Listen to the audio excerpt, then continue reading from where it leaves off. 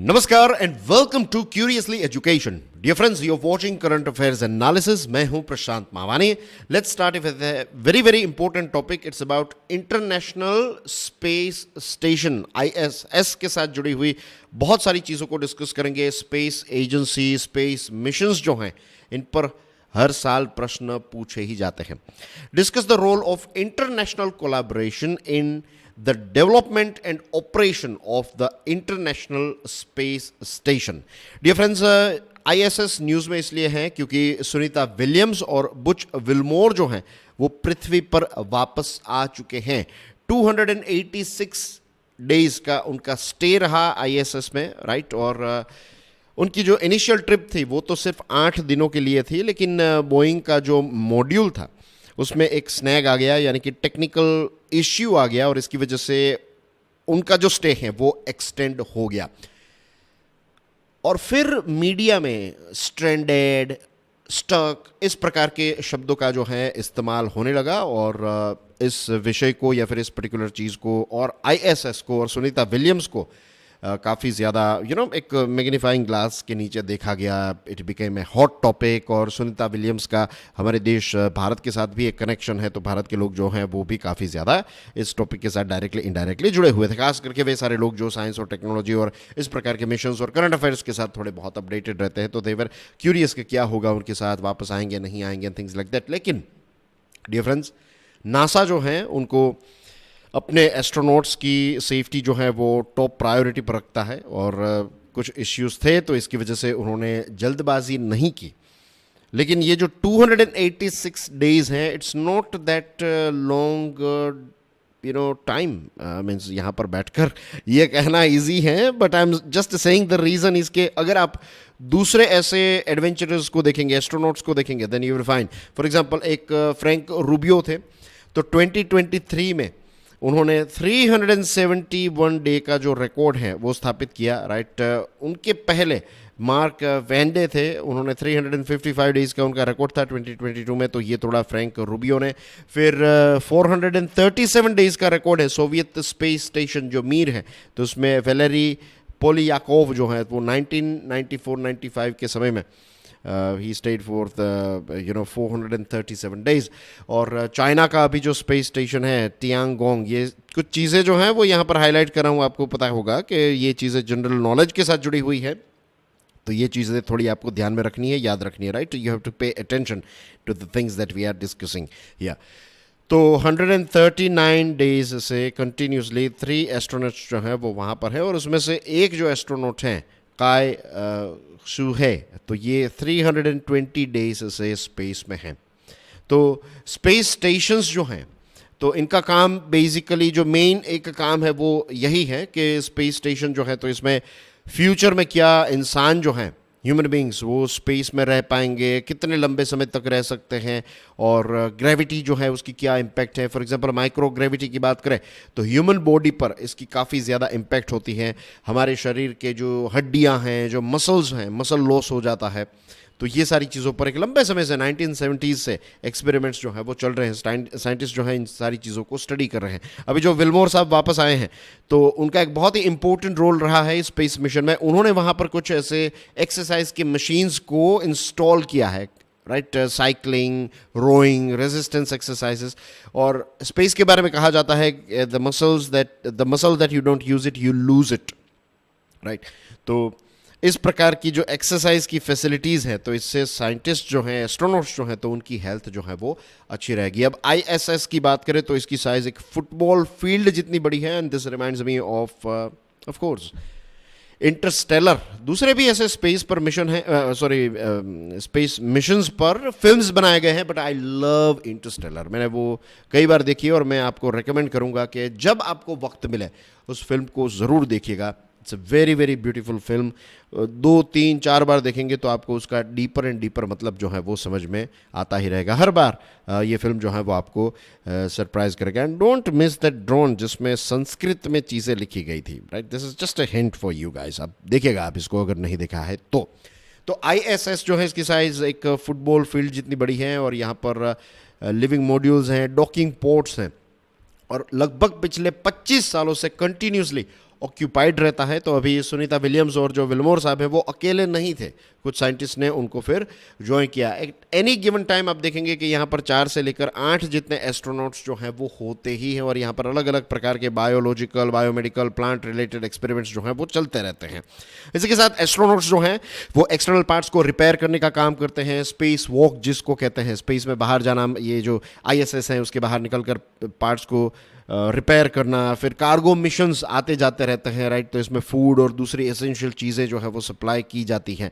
ISS जो है इसको 5 एजेंसीज के द्वारा ऑपरेट किया जाता है। नासा है, कनाडा की एजेंसी है, यूरोप की एजेंसी है, जाक्सा इस जापान की, एंड ऑफ कोर्स रशिया की रोसकॉस्मोस, राइट। ये सारी एजेंसीज जो हैं वो अपने अपने हिसाब से हार्डवेयर प्रोवाइड करती हैं, दूसरी ऐसी टेक्निकल चीज़ें जो हैं वो प्रोवाइड करती हैं। अभी तक 260 जितने एस्ट्रोनॉट्स जो 21 अलग अलग देशों से आए हैं तो वो यहाँ पर रह चुके हैं, राइट। 60 जितने एक्सपीडिशंस वहाँ पर हो चुके हैं, और हमारे भारत के शुभांशु शुक्ला साहब जो हैं is going to join ISS very soon. अभी जो लेटेस्ट मिशन आएगा तो उसमें वो जाने वाले हैं।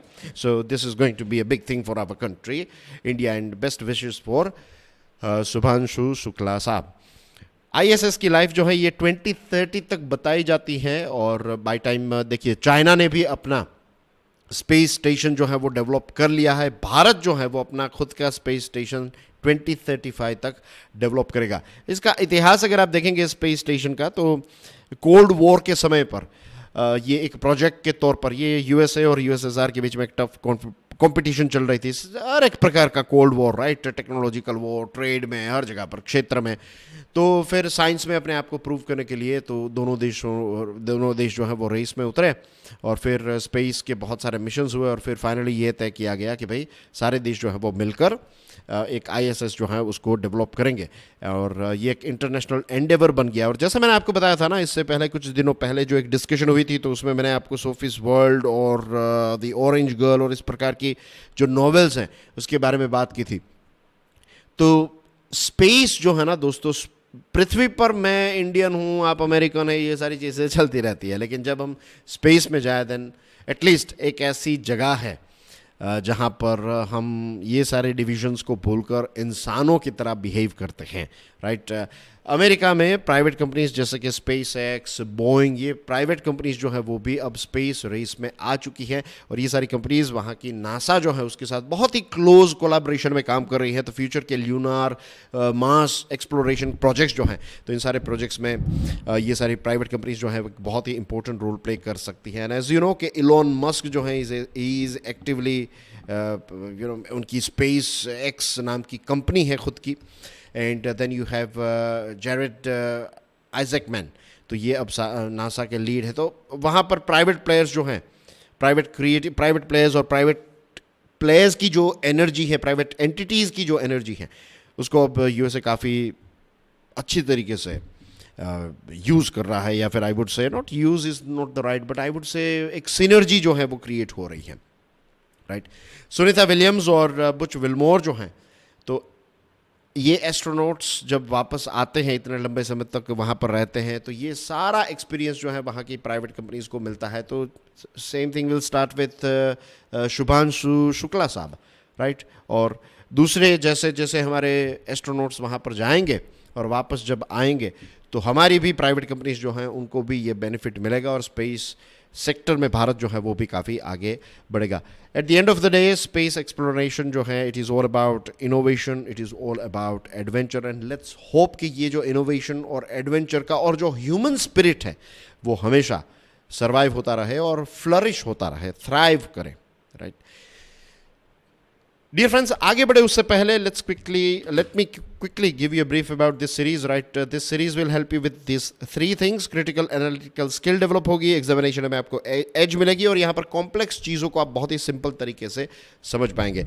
इसी के साथ साथ डियर फ्रेंड्स, ये जो सीरीज़ है ये खास करके कॉम्पिटिटिव एग्जामिनेशन के एस्पिरेंट्स की रिक्वायरमेंट को ध्यान में रखते हुए ही डिज़ाइन की गई है। Moving on to one more section of this series, and that is I would like to give you a very important information about this series. दोस्तों, अगर आप चाहते हैं कि ये सीरीज़ जो है ये थ्राइव होती रहे, फ्लरिश होती रहे जस्ट लाइक ह्यूमन स्पिरिट, तो इसके लिए आपको कुछ करना पड़ेगा। 3 चीज़ें हैं। अगर वीडियो पसंद आता है hit the like button, series पसंद है then hit the like button every single day. Second thing that I would ask you guys to do is कि एटलीस्ट आप एक कमेंट लिखें, राइट? जो आपको ये प्रोवाइड किया जा रहा है ना डेली बेसिस पर ये लेक्चर, तो मैंने कई बार ये बताया है कि सिर्फ 30-35 मिनट्स का जो लेक्चर है तो उसके पीछे लगभग 3-3.5 घंटे की एक डेडिकेटेड फोकस्ड एनर्जी वाली मेहनत रहती है. तो इतना तो आप कर ही सकते हैं कि आप एक लाइक और उसके बाद एक कमेंट, और कमेंट में जय हिंद लिख दीजिए, that is more than enough. And अगर आप कुछ एक्सप्रेस करना चाहते हैं तो आई वुड से कि यू कैन राइट कि आज की जो डिस्कशन है या फिर जो भी वीडियो आपने देखा, तो उस वीडियो की जो डिस्कशन है उसमें आपको कौन सी सबसे इंपॉर्टेंट चीज़ें लगी, कौन से ऐसे वाव मोमेंट्स थे आपके लिए. You can write that down as well. I would love to hear from you. और इसी के साथ इस सीरीज़ को, इस वीडियो को दूसरे स्टूडेंट्स के साथ तो share, spread the word you know about this particular series. Now let's move on to the next topic. This one is about Indian army. Analyse the role of Indian army in disaster management and its significance in building national resilience.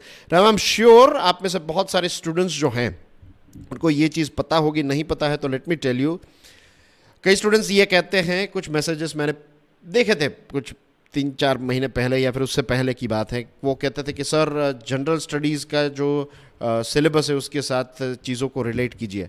आप खुद relate कीजिए इसको. आप क्या कीजिए, जो general studies का syllabus है उसकी प्रिंट निकलवाइए, राइट, और फिर आप अपने टेबल पर इसको रखिए. हर रोज़ इसको 2-3 बार देखिए. जब भी कोई, फॉर एग्जांपल अगर आप ये टॉपिक है तो स्टार्टिंग के टाइम पर what you can do is post the video here, फिर देखिए इंडियन आर्मी कहाँ पर मेंशन है, डिजास्टर मैनेजमेंट कहाँ पर मेंशन है, क्या रोल रहता है हमारी डिफेंस फोर्सेस का, आर्म्ड फोर्सेस का, सिर्फ रक्षा करना है या फिर इस प्रकार के मिशंस भी करती हैं. तो ये चीज़ें जो हैं ये डायरेक्टली इनडायरेक्टली, आपको डायरेक्ट ऐसा प्रश्न नहीं पूछा जाता था ना यूपीएससी में कि GS1 में से ये प्रश्न है, GS2 में से, आपको इसमें अपनी बुद्धि लगानी पड़ती है. So this is something that you have to do it yourself, right. DIY project है. ओके, अभी जो वायनाड है तो वहाँ पर ऐसा फ्लड आया था, लैंडस्लाइड्स हुई थी वहाँ पर, तो इसकी वजह से आर्मी ने बहुत बड़ा रेस्क्यू ऑपरेशन किया. और सोशल मीडिया पर जो आर्मी जब जा रही थी हमारी, तो वहाँ के लोग जो हैं उन्होंने इसको सेलिब्रेट किया. सेलिब्रेट इन द सेंस कि जो आर्मी ने मदद की, ये सारी चीज़ों के सोशल मीडिया पर बहुत सारे इमेजेस देखने को मिले, वायरल हुए. And that's a good thing, right, कि आर्मी को अप्रिशिएट किया जा रहा है. कुछ ऐसे रेस्क्यू टीम के मेम्बर्स थे जिनके रिलेटिव्स वहाँ पर थे, मीन्स वो अनफॉर्चुनेटली अपने रिलेटिव्स को नहीं बचा पाए क्योंकि वो दूसरी जगह पर डिप्लॉयड थे, लेकिन फिर भी वो अपना काम जो है, वो अपनी ड्यूटी जो है वो करते रहे. 28 फरवरी को एक एवलांच आया था माणा में, जिसको हमने डिस्कस किया था. सब ज़ीरो टेम्परेचर्स होने के बावजूद भी सोल्जर्स जो हैं वो अपना काम करते रहे. लाइफ सेविंग ऑपरेशन जो हैं वो आर्मी ने नहीं रोका. एक्सट्रीम कंडीशंस में ये लाइफ सेविंग ऑपरेशंस जो है वो कंडक्ट किया गया. और टाइम्स ऑफ इंडिया ने इस चीज़ को हाईलाइट भी किया था कि ब्रूटल कोल्ड और ये सारी चीज़ें होने के बावजूद भी रिलेंटलेस एफर्ट्स जो हैं वो रेस्क्यूअर्स को ढूंढने में आर्मी ने लगाए. और कुछ हमने 46 जितने रेस्क्यू जाने जो हैं वो बचा पाई. महाकुंभ के दौरान भी आर्मी जो है उसका रोल था मेडिकल सप्लाईज में, लॉजिस्टिकल सपोर्ट में, बैकग्राउंड में सारी चीज़ें आर्मी जो है वो करती रही. और बहुत सारे रिलीजियस लीडर्स, पॉलिटिशियन ने भी आर्मी की कैपेबिलिटीज़ को प्रेज़ किया और कहा था कि भाई आर्मी में जो एक स्टैम्पीड हुई थी तो भाई आर्मी का कुंभ का मैनेजमेंट जो है वो हमें आर्मी को दे देना चाहिए. What is this? This is basically लोगों का ट्रस्ट है हमारी इंडियन आर्मी पर, और इंडियन आर्मी ने कभी भी हमें लेट डाउन नहीं किया है. नाउ द थिंग इज़, हमारे देश में 60% ज़मीन ऐसी है हमारे देश में 60% लैंड मास ऐसा है जो अर्थक्वेक प्रोन है, यहाँ पर अर्थक्वेक आ सकते हैं. 12% ऐसी जगहें हैं जहाँ पर फ्लड्स आ सकते हैं, बाढ़ आ सकती है, और 70% ड्राउट प्रोन है. तो ये जब बेसिक चीज़ें हम समझ लें तो पता चल जाता है कि आर्मी या फिर इस प्रकार की जो डिज़ास्टर मैनेजमेंट के साथ जुड़ी हुई फोर्सेस जो हैं उसकी कितनी ज़्यादा रिक्वायरमेंट है हमारे देश में. सिर्फ 2024 में आर्मी ने 83 रिलीफ टीम्स को डिस्पैच किया 14 स्टेट्स में, और 30,000 जितने सिविलियंस जो हैं उनको रेस्क्यू किया, और 3,000 इंडिविजुअल्स जो हैं उनको मेडिकल एड प्रोवाइड की. मणिपुर का फ्लड, गुजरात का flood, cyclone Fengal in Tamil Nadu and Puducherry, ये सारी जगहों पर आर्मी ने बहुत ही इंपॉर्टेंट रोल प्ले किया है. और आर्मी की जो ट्रेनिंग होती है तो उसमें HADR रहता है, humanitarian assistance and disaster relief. ये ट्रेनिंग का ही पार्ट है. और संयुक्त विमोचन 2024, इस प्रकार की जो कोऑर्डिनेशन और लॉजिस्टिक्स की एक्सरसाइज होती है, तो इससे काफ़ी फ़ायदा होता है रेस्क्यू में। आर्मी नेपाल भी गई 2015 2023 में। 23 में टर्की में जब भूकंप आया तब भी हमारी आर्मी गई थी। और आज लेटेस्ट जो टेक्नोलॉजीज़ हैं जैसे कि जीपीएस, एआई बेस्ड एनालिटिक्स, ये सारी चीज़ों का इस्तेमाल जो है वो डिज़ास्टर मैनेजमेंट का काम बहुत ही अच्छी तरीके से कर रही है और आर्मी लेटेस्ट टेक्नोलॉजीज़ को डिप्लॉय भी करती है। आर्मी का फोकस रहता है rehabilitation and long term recovery. Covid के टाइम पर वैक्सीनेशन ड्राइव्स, हॉस्पिटल्स को, एड हॉक हॉस्पिटल्स को एस्टैब्लिश करना, मेडिकल सप्लाईज रिमोट एरिया तक पहुंचाना, ये सारी चीज़ों में आर्मी ने एक बहुत ही इंपॉर्टेंट रोल प्ले किया है। तो आर्मी जो है वो ऐसा नहीं है कि सिर्फ एक्सटर्नल थ्रेट से हमारे देश को बचाती है, पीस और एडवर्सिटी के समय में भी जब भी ज़रूरत होती है तो आर्मी जो है वो पहुंच जाती है, हमारे सोल्जर्स जो हैं वो पहुंच जाते हैं। और ये आर्मी का जो स्पिरिट है, सर्विस बिफोर सेल्फ, खुद की परवाह ना करते हुए दूसरों की सेवा करना, ये अगर सीखना है तो इंडियन आर्मी से सीखा जा सकता है। और मुझे ऐसा लगता है दोस्तों कि हमारे देश के बहुत सारे जो प्रॉब्लम्स हैं, फॉर एग्जांपल हम हॉर्न्स बजाते रहते हैं, डिसिप्लिन की कमी है, यहाँ थूकना, यहाँ कचरा फेंकना, ये तो कुछ बेसिक चीज़ें हैं, राइट। ये सारी चीज़ें अगर हमारे यंगस्टर्स के अंदर, हम सब के अंदर हमें अगर इंस्टॉल करवानी है तो मुझे लगता है कि हर किसी के लिए एटलीस्ट 2 सालों का जो कहते हैं ना आर्मी की training, it should be mandatory हर एक इंडियन सिटीजन के लिए, यंग बॉयज़ एंड गर्ल्स सभी के लिए। तो ये, इससे आप जस्ट इमेजिन कीजिए कि पूरा देश जो है कितना अच्छा हो जाएगा अगर हमें इतनी कुछ बेसिक ट्रेनिंग भी 2 सालों के लिए आर्मी में मिल जाए। पढ़ाई के साथ साथ ये भी चीज़ें चलती रहे, फिजिकली भी फिट हो जाएंगे, मोटापा और बहुत सारी चीज़ें जो अभी हमारे देश को घेर रही है, ये सारी चीज़ें जो है वो भी खत्म हो जाएगी। बहुत सारे सॉल्यूशंस हमारी आर्मी के पास हैं। Right, dear friends, third topic is about Article 21. Discuss the constitutional basis for granting bail under Article 21 and its implications for personal liberty. Supreme Court ने बार बार ये चीज़ कही है, bail is the rule, jail is the exemption. अगर आप पर कोई case होता है या किसी व्यक्ति पर होता है, राइट, तो bail is the rule. bail तो देनी ही है। जेल में कब भेजा जाएगा? कुछ एक्सेप्शनल केसेस में ही लोगों को जेल में भेजा जाता है, लेकिन हमारे यहाँ पर उल्टा है, बेल नहीं दी जाती और डायरेक्टली जेल में भेजा जाता है। और लोअर कोर्ट्स जो हैं, हाई कोर्ट्स और ख़ास करके जो उससे भी कम लोअर कोर्ट्स जो हैं डिस्ट्रिक्ट लेवल की और उसके नीचे की सेशंस कोर्ट्स एक्सेट्रा, तो यहाँ पर क्या होता है, सुप्रीम कोर्ट बार बार कहती है bail is the rule, jail is the exception, लेकिन लोअर कोर्ट्स जो है ये फंडामेंटल लीगल प्रिंसिपल को कई बार इग्नोर करती है। और सुप्रीम कोर्ट इस चीज़ को लेकर कई बार अपने आप को एक्सप्रेस किया है। सुप्रीम कोर्ट ने अपना डिसप्लेजर एक्सप्रेस किया है कि बेल रिजेक्शंस जो हैं, this is not good, not very serious, expressed dismay over bail rejections in not very serious cases. एक देश जो डेमोक्रेटिक देश है, जहाँ पर कॉन्स्टिट्यूशन है, जहाँ पर फंडामेंटल राइट्स हैं, तो यहाँ पर एक पुलिस स्टेट की तरह हम बिहेव नहीं कर सकते। और लॉ एनफोर्समेंट एजेंसीज जो हैं वो भी कई बार आर्बिट्रेरी डिटेंशंस करती है। यहाँ पर एक और चीज़ मैं ऐड करना चाहता हूँ। देखिए, if you hang out with police वाले के साथ अगर आप बैठेंगे, उनके साथ डिस्कशन करेंगे, सारे कांस्टेबल से लेकर आईपीएस तक, देन यू विल फाइंड के कुछ हमारे देश में ऐसे गुंडे रहते हैं, कुछ ऐसे बदमाश रहते हैं, तो उनका तो आर्बिट्रेरी डिटेंशन करना ही पड़ता है, क्योंकि what they do is they are making huge amount of money out of doing illegal things, कोई ड्रग्स बेच रहा है, कोई ऐसे जुआ, वट एवर, अलग अलग, तो उनके पास वो सारे वकीलों के भी एक्सेस हैं, जो बड़े बड़े वकील हैं, 1 लाख 2 लाख फ़ी देकर वो बुलाएंगे और बेल लेकर निकल जाएंगे। कई लोगों को मारना भी पड़ता है, मारना इन द सेंस पीटना पड़ता है पुलिस वालों को, ये डर भी बैठाना पड़ता है। ये हम यूके का एक एग्जांपल है। यूके में जो है पहले ऐसा होता था, लोग पुलिस से डरते थे, लेकिन पुलिस वहाँ पर इतनी परेशान भी नहीं करती थी, लेकिन बदमाश जो है वो तो एटलीस्ट डरते थे। लेकिन आज यूके की सिचुएशन जो है वो थोड़ी अलग है। वहाँ पर पुलिस के हाथ बांधे गए, वो कुछ कर ही नहीं सकते। तो इसकी वजह से वहाँ के जो बदमाश, दे डोंट केयर, वो पुलिस के मुँह पर कुछ कहकर चले जाएंगे, इस प्रकार का मिसबिहेवियर करते हैं वो। सो कुछ ऐसे लोग हैं जिनके लिए थोड़ा सारी चीज़ें रूल बुक के आधार से नहीं चल सकती, ये एक रियलिटी है। आर्टिकल्स और वो सारी चीज़ों में आप ये सारी चीज़ों की डिस्कशन कर सकते हैं, मैं तो आपको प्रैक्टिकल चीज़ें बता रहा हूँ। ऑफ कोर्स इंटरव्यू में आप ऐसी चीज़ें नहीं कहेंगे, नहीं कह सकते टू बी ऑनेस्ट, राइट, क्योंकि शायद वो इन चीज़ों को बहुत ही नेगेटिवली ले ले, लेकिन प्रैक्टिकल वर्ल्ड में, राइट, ये चीज़ें जो हैं वो गिव एंड टेक थोड़ा बहुत चलता है। लेकिन कई बार ऐसा भी होता है कि लॉ एनफोर्समेंट एजेंसीज जो हैं वो अपने पावर्स का दुरुपयोग करती है। ऐसा नहीं होना चाहिए, खास करके अगर कोई ऐसा हैबिचुअल ऑफेंडर नहीं है तो उनके साथ ऐसी चीज़ें जो हैं वो नहीं होनी चाहिए। और कोर्ट्स को भी ध्यान में रखना चाहिए कि जो डिटेंशन है वो जेन्युइन नेसेसिटी होनी चाहिए, it should not become a normal thing. तो सुप्रीम कोर्ट इस चीज़ को लेकर काफ़ी ज़्यादा अपसेट है। एक व्यक्ति था तो उस पर चीटिंग का केस था। अब इस चीटिंग जैसे केस में उसको 2 साल तक जेल में रखा गया। इन्वेस्टिगेशन कंप्लीट हो गया, चार्जशीट फाइल हो गई, लेकिन उसकी बेल जो है वो रिजेक्ट हो गई। तो सुप्रीम कोर्ट ने फाइनली इस पर स्टैंड लिया और इसको बेल दी, क्योंकि हमारे देश में जो आर्टिकल 21 है ना हमारे कॉन्स्टिट्यूशन का, it states no person shall be deprived of life और personal liberty except by law. का आप किसी के व्यक्ति का जो उनका जो जीवन जीने का अधिकार है और जो उसकी पर्सनल लिबर्टी है उसको आप ऐसे ही डिप्राइव नहीं कर सकते। अगर कोई ऐसी चीज़ है, अगर रिक्वायरमेंट है तो कोई अलग बात है। तो ये बात जो है वो सुप्रीम कोर्ट ने बताई है। और लास्ट ईयर भी जो यूएपीए वाला जो केस है तो उसमें तो बहुत ही स्ट्रिंजेंट लॉ है ना, तो इसमें सुप्रीम कोर्ट ने कहा था कि बेल इज़ द रूल। तो छोटे छोटे केसेस में तो बेल जो है वो दी जा सकती है।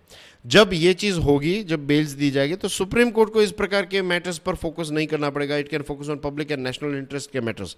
और इसी के साथ जो प्रॉब एजेंसीज हैं उनको भी अकाउंटेबल थोड़े मीन्स इनमें भी कुछ एग्जाम्पल सेट करने की ज़रूरत है। कई बार बार ये चीज़ होती है और फिर पता चलता है कि भाई इतना बड़ा क्राइम है ही नहीं, तो फिर इतने लंबे समय के लिए किसी को जेल में रखना जो है, तो फिर प्रॉब एजेंसीज जो हैं, जो भी रिस्पॉन्सिबल ऑफिसर्स हैं, तो उनके खिलाफ भी एक्शंस जो है वो लेनी चाहिए। तब जाकर चीज़ें जो है वो ग्रास रूट लेवल पर भी चेंज होगी। Moving on to the fourth topic, this one is about partial truce. एक देखने को मिला है, analyse the significance of Russia's partial truce on Ukraine's energy infrastructure and its implication for lasting peace. वैसे Ukraine को लेकर बहुत सारी चीज़ें आप जानते हैं, तो सारी चीज़ें यहाँ पर रिवाइंड नहीं करेंगे, डायरेक्टली पॉइंट पर आएंगे। अभी पुतिन साहब ने 30 दिनों का एक होल्ड रखा है कि वो, यानी कि रशिया जो है वो यूक्रेन की एनर्जी जो इंफ्रास्ट्रक्चर है उस पर अटैक नहीं करेगा।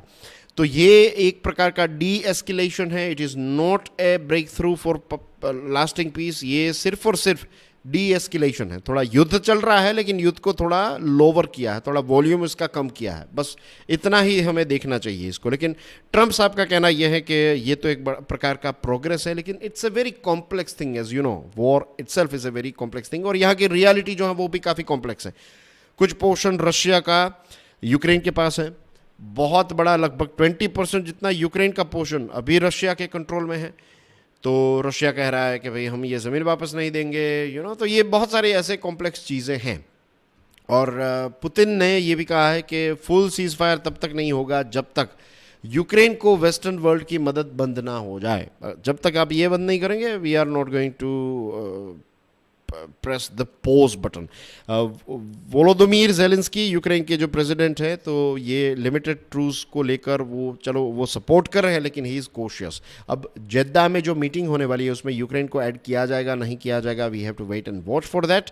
एंड देखिए, बातचीत हो रही है तो दैट्स अ गुड थिंग, लेकिन बातचीत को एंटायरली हम निगलेक्ट नहीं कर सकते। अब जो वेट लिफ्टिंग करना है that should be done by diplomacy. और जो भी पीस हो या फिर जो भी एक फाइनल डिसीजन लिया जाए, तो it should be based on international law. Let's hope कि ये जल्द से जल्द हो जाए। डियर फ्रेंड्स, आप में से एक स्टूडेंट ने बार बार कमेंट में ये मेंशन किया था कि सर प्रीलिम्स आने वाली है, it's just around the corner, तो इसको लेकर कुछ चीज़ें, कुछ टिप्स जो हैं, स्ट्रेटेजी जो है रिवीजन की, वो शेयर कीजिए। तो देखिए, I would recommend you guys कि आप है ना एक वेल ऑर्गेनाइज्ड टाइम टेबल बनाइए। हमारा दिमाग कैसे काम करता है पता है? जो चीज़ें हम हमारे सामने रखते हैं तो उनको अचीव करना थोड़ा इजी हो जाता है। मैं आपको समझाने का सबसे बेस्ट एग्जांपल अगर दे सकता हूं तो चलिए स्टडीज़ के साथ जुड़ा हुआ ही एग्जांपल लेते हैं। अगर आप ये चीज़ करते हैं, फॉर एग्जांपल एक बुक है, ओके, और अब इस बुक को आपको पढ़ना है। आपको कहीं से ये आइडिया आया कि मुझे हर रोज़ किताब पढ़नी चाहिए, कुछ ना कुछ पढ़ना चाहिए, तो एक अच्छा आइडिया है, लेकिन अगर आया तो आप इसको एग्जीक्यूट कैसे करेंगे? तो अगर आप ऐसे सोचेंगे कि मुझे किताब पढ़नी है, मैं हर रोज़ थोड़ी किताब पढ़ूंगा, you won't be able to do it. ज़्यादातर लोग जो हैं वो इतने विल पावर वाले नहीं रहे, तो वो नहीं हो पाएगा। लेकिन अगर आप इसको क्वांटिफाई करेंगे तो चांसेस बढ़ जाते हैं। कैसे? आप ऐसा कर सकते हैं कि मैं हर रोज एटलीस्ट कम से कम 5 पेजेस जो हैं वो बुक के पढ़ूंगा, 5 pages per day. Let's say 5, ये 5 हो सकता है, 4 हो सकता है, कुछ भी हो सकता है, 1 भी हो सकता है। Okay, I will read 5 pages per day. ये क्वांटिफाई हो गया। अब क्या होगा, स्टार्टिंग के टाइम पर अगर आप पढ़ने लगेंगे, स्टार्ट करेंगे, तो 3rd पेज पर पहुंचेंगे और आपको लगेगा अरे यार बस अब, लेकिन देन यू विल रियलाइज नहीं, 5 पेजेस पढ़ने हैं, अब 3 हो गए तो फिर सिर्फ 2 ही पेजेस हैं। आप अपने आप को, there are so many tricks that you can do. 5 pages है, देन यू कैन से 20% एक पेज, तो ऐसे 5 सेक्शंस हो गए ना 20-20 के। तो जब आप यहाँ पर पहुँचे हैं 3rd पेज पर, तो यू कैन से कि ओके 60% तो खत्म हो गया, अब तो 40% ही करना है, 50% से ज़्यादा तो क्रॉस किया है, तो चलो नहीं 2 पेजेस और पढ़ लूँगा। धीरे धीरे धीरे धीरे करके ये चीज़ें जो हैं वो बहुत ही ईजी हो जाएगी आपके लिए। सो this is just one example. Same thing you can apply with pushups, कि भाई मैं 5 पुशअप्स हर रोज़ करूँगा, 50 करूँगा, वट एवर इट इज़, मैं 2 किलोमीटर चलूँगा, जो भी है। तो जब हम क्वान्टिफाई करते हैं चीज़ों को तो अचीव करना ईजी हो जाता है। So what you can do is, एक वेल ऑर्गेनाइज टाइम टेबल जो है, it is doing the same thing with your time.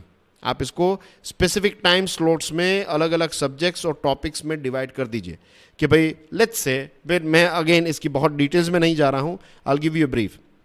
सुबह 8 बजे से लेकर लेट्स से 9:30 तक, ये जो 90 मिनट्स का पीरियड है, 1.5 घंटे का पीरियड है, तो इसमें मैं I will study let's say current affairs, okay, या फिर मैथ्स, जो भी है, ये it's up to you, this is just an example, कोई भी सब्जेक्ट हो सकता है।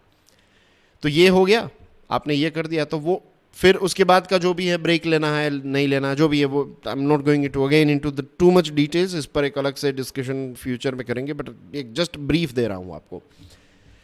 तो ऐसी चीज़ों को आप टाइम टेबल में ऐड कीजिए, कंपार्टमेंट्स क्रिएट कीजिए, right, and keep a very balanced approach to cover all areas, right. तो ये डेली बेसिस का आपका शेड्यूल क्या होगा, वीकली क्या होगा, कौन कौन से सब्जेक्ट्स आप कब करने वाला है, इसका प्लानिंग कीजिए, पूरे एक हफ्ते का प्लानिंग कर लीजिए।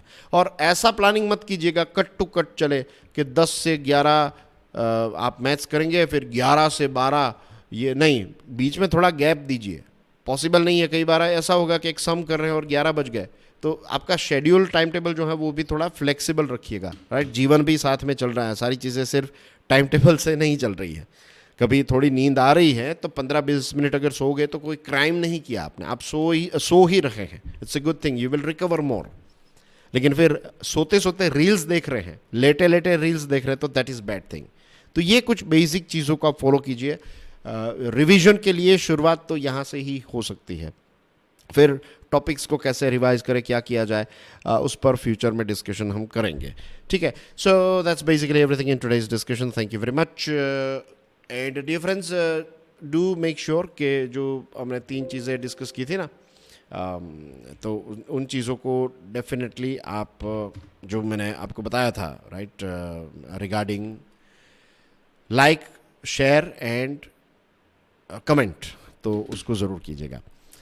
सो संडेज़ को ये लेक्चर नहीं आता है, एज यू नो, और ये लेक्चर की कोई ऐसी डेट या फिर टाइम नहीं है। इट्स नॉट लाइक कि आज का लेक्चर आज, आप ये टॉपिक्स हम डिस्कस कर रहे हैं, हम हर रोज़ 5 टॉपिक्स डिस्कस कर रहे हैं। तो अगर पुराने वीडियोस 2-3 नहीं देखे हैं तो कोई प्रॉब्लम नहीं, आप देख लीजिए उसको, आप ये एवरग्रीन टॉपिक्स ही है, ये आपको मदद ही करेंगे, ठीक है। So enjoy, God bless you all, जय हिंद।